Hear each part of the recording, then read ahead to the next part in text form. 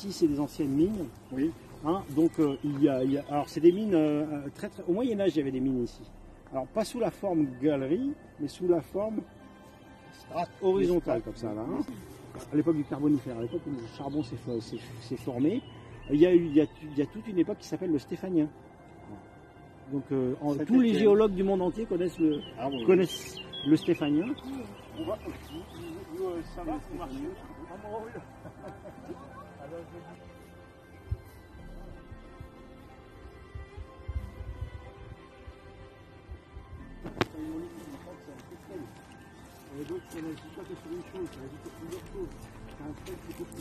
Traditionnellement, on utilise le hou pour les fêtes de Noël, pour décorer les sapins. La plupart des plantes ne sont pas toxiques. Après, il y en a qui ont des intérêts alimentaires limités. Elles ne sont pas bonnes. La plupart des plantes ne sont pas toxiques. Il y a quelques plantes qui sont mortelles. Hein, elles ont mortelles. Je n'ai pas vu. Mais des vraiment mortelles sont des plantes qu'on peut vraiment utiliser pour empoisonner les gens et tout ça. Comme l'aconite, par exemple. J'ai des femmes qui connaissaient les herbes. Et donc, comme elles connaissaient les herbes, elles aidaient les femmes parfois à faire passer un enfant, mais parfois aussi à la contraception. Mais surtout à être soignées, à guérir, même à enfanter, des sages-femmes, etc. Et elles ont été détruites. Elles ont été détruites pour que l'Église puisse garder le monopole de tout ça et du savoir. Ah ouais. Et en détruisant ces sorcières, on a sans doute détruit vraiment tout un pan de richesse de ce qu'on savait sur les plantes. C'est vulnérable avec des fruits qui se sont formés, les fruits secs. Hein. Les fruits qui sont, je dis fruits, c'est tout ce qui contient une graine, hein, d'accord? Pour moi, c'est pas forcément un truc qui se mange.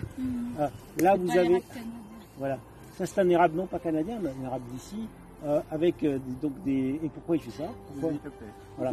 Donc il a des fruits comme ça. Pourquoi? Parce qu'après ça va se détacher et ça va permettre la dissémination des graines.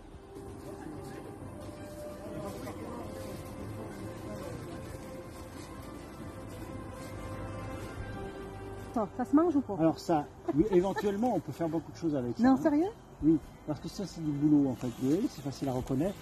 C'est assez rare. Hein, c'est ça que je suis allergique. Il y a beaucoup de gens qui sont allergiques au boulot. C'est assez rare que les arbres aient des troncs blancs. Hein, donc par ici, pour le reconnaître, c'est très facile. On peut reconnaître un arbre à son tronc. Là, lui, c'est vraiment très facile. Et ça veut dire quoi, tronc blanc? Regarde les troncs. Non, mais ça veut dire quoi qu'il est blanc? Ah, ben ça veut dire que c'est un boulot. Il s'adapte à tout. Le bois était utilisé pour faire des sabots, des choses comme ça. Voilà. Et ensuite, au niveau de l'alimentation, on peut alimenter les animaux avec. Et non, par contre, ce qui est consommé, et même encore aujourd'hui, c'est sa sève. Hein, on trouve dans tous les magasins bio, on trouve de la sève de bouleau. Et c'est une excellente cure reminéralisante et détoxifiante, on dit ça comme ça. Bon, regarde là voilà le châtaignier, c'est ce petit là. Ah, c'est châtaignier, feuilles de châtaignier. Alors ça c'est la fleur mâle du châtaignier. Et cet endroit est exceptionnel parce que c'est de la nature en pleine ville. C'est un terrain extraordinaire pour les pédagogues.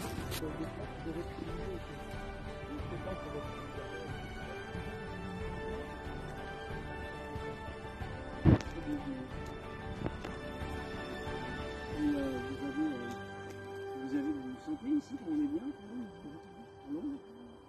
Donc voilà. Et alors en plus, non seulement ça régule la température, etc., on se sent bien, mais ça régule l'humidité. Tout ça machin, qu'elle descende, qu'elle tombe, qu'elle soit plus ou moins absorbée par le sol. C'est avec l'humus, vous voyez l'humus qui est là. Ça c'est hyper absorbant. Ça peut absorber beaucoup d'eau. Le temps qu'elle passe dans le sol, etc. Et qu'elle arrive en bas au Jean Casino, et là il va se passer des heures et des heures. Alors que si c'était du goudron, en 5 minutes sans bas, et le Jean Casino serait inondé, sans le parc du Bois d'Arrêt, le Jean Casino serait inondé systématiquement parce que chaque année. Donc là, on a une différence totale. Hein, Alors c'est intéressant dans une ville de se poser la question de retrouver des façons d'absorber un peu l'eau pour éviter ces afflux d'eau. L'hiver finit toujours par retrouver son lit. Même si on la détourne. Ah, regardez. Ce qui se passe, c'est que les graines qui étaient là l'an dernier, elles sont tombées par terre et poussent des petits arbres. Cette forêt, elle se renouvelle toute seule. Si vous regardez, ça c'est un frêne, un petit frêne. Ça c'est un petit érable. Ça c'est un petit frêne. Ça c'est un petit frêne. C'est un chêne. C'est un chêne. Un chêne toujours. Et les glands commencent à se former. Un chêne sessile, je pense. Et après, la capsule, elle va se diviser en deux. Le